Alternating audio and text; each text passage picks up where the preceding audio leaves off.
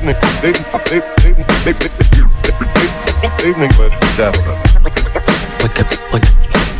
could I say after it's done?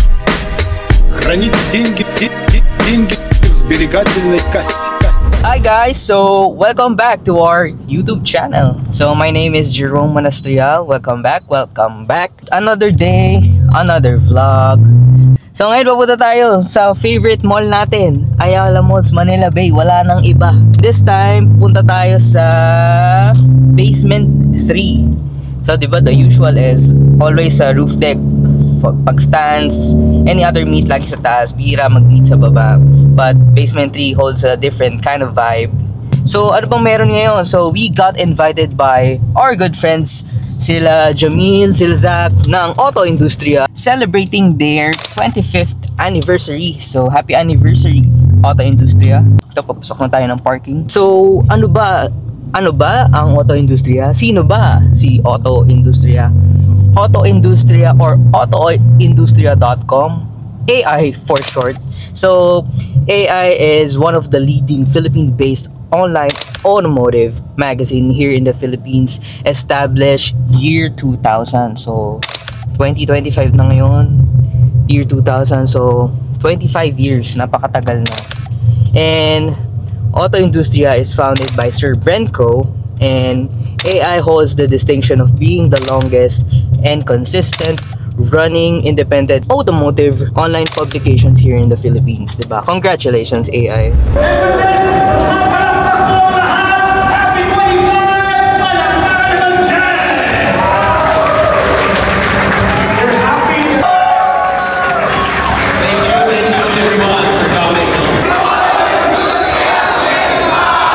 So, dito na tayo ngayon sa Basement 3 of Ayala Malls, Manila Bay for Auto Industria's 25th anniversary.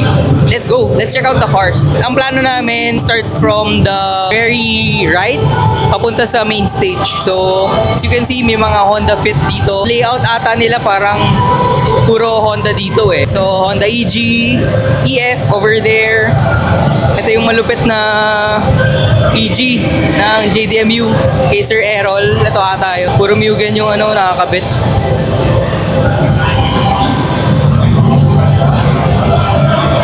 Si Allen dun. ESC on the section or baka per car club yung parking arrangement nila. Then as you can see guys, dito merong photo op. So yung mga car clubs pwede mag picture dyan. Yung background is AI 25th anniversary. May Integra dun, no? Then Civic FB. Ganda ng fitment na ito. Kay Charles ata yan eh. Civic FE PH.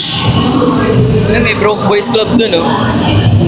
Guys, panoodin nyo yung vlog ko for Broke Boys Club. Yung si Zach. Ano si Zach? Zach! Happy anniversary to AI. Pwede ba ako magtanong about AI? 25 years na ang AI. Sa mga di alam, ano ba ang Auto Industria? Auto Industria is a media outlet. So, nagre-review kami ng cars and kung ano pang tungkol sa kotse and even sa aftermarket. So, meron din kami tires, meron din kami mga oils and those sort of things. Kaya kung gusto niyo ng maraming information, kung gusto niyo bumili ng bagong kotse, maraming matutunan na bago about cars, subscribe kayo sa amin and follow us as well. So, that was Zach of Auto Industria. Isa sa mga tropa natin. Isang tropa natin, wala pa eh. Busy pa kumakarera sa Bios Cup. Parang nakita ko na to sa stands, no? Parang nandun sa stands din to eh, no? Yung ibang kotse dito wala kasi nakapila sila dun sa photo booth. Ganda na ito, si Firo. Ganda ng mags niya. Anong mags to? NK Racing Line. Anong meet sa Pasig? NK Racing Line. May dalawang FD dito. Ganda nung FD na to. Fields. FD Fields. AME Mobile Engineering. Ata dyan. So guys, this is Basement 3. Uy, VIP oh. Lexus. Ganda.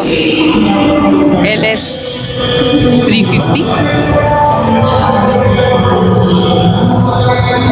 Bakit Galant. Galant na kalagay. Galant 40s. JDMU Rally R. VTEC 3. Ito, bihira nagsiset up ng gatong Civic eh. 7th gen. Civic Ferio. Diba? No? Bihira. Bihira yung mag-set. Bihira yung mga nag-set up ng gato eh. Civic. Linis na yun. Ganda, linis lang.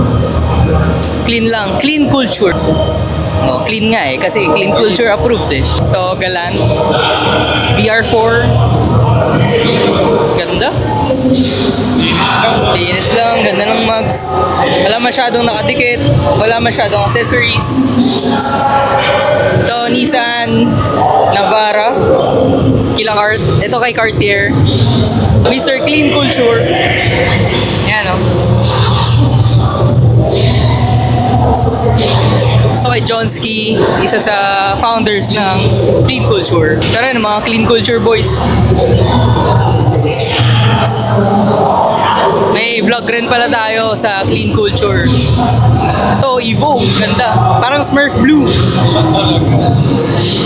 Pakita natin yung booth. Yung 25th anniversary photo booth ng Auto Industria. So after mo magpicture, bibigyan ka nila ng printed. Oh, libre lang. Same day. For the attendees ng Auto Industria. Let's go!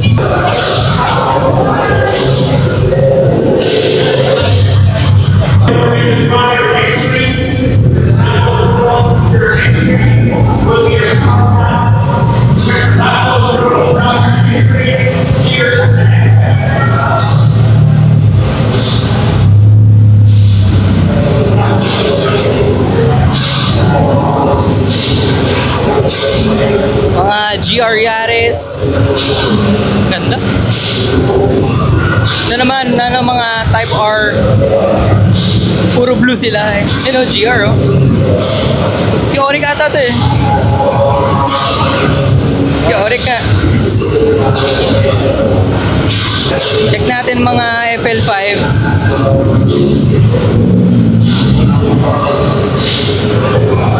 Ganda rin ng blue no. Parang bihira yung blue. Laging white. White or black. Kita naman natin yung bagong project car ni Papsi McCoy. So dito unang nilabas sa Auto Industrias meet yung kotse ni Papi McCoy. McCoy Dubs. It's a Honda Prelude. Prelude. Honda Prelude. Sobrang kinis, sobrang bagong restore. So, AE86 na Bone stock? Bone stock ba to?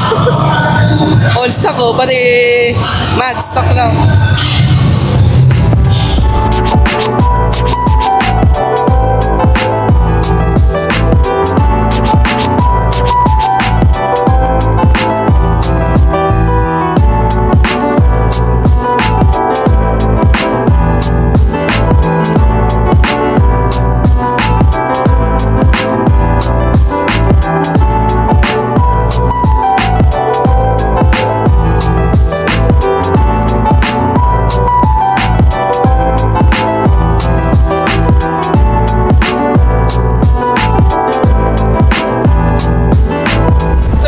Legit na na Evo 10.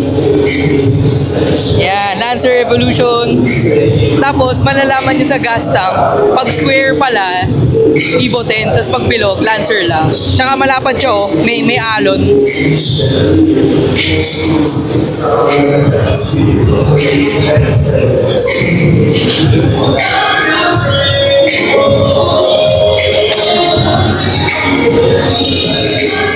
Yan, puro Euro 2. Ganda nung nung isa. Carbon. Ganda o pati strut bar niya, TRD.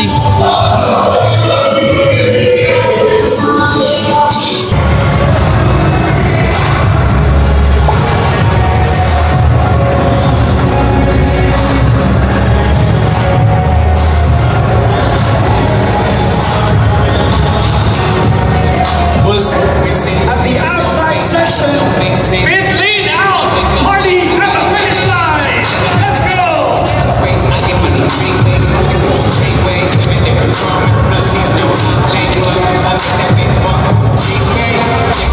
guys, so we are here with McCoy Dubs. Hello, hello. Thank you.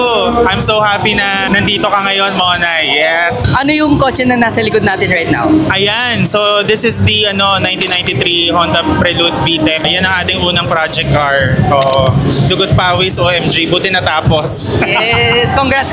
Thank you so much. So, why Honda Prelude?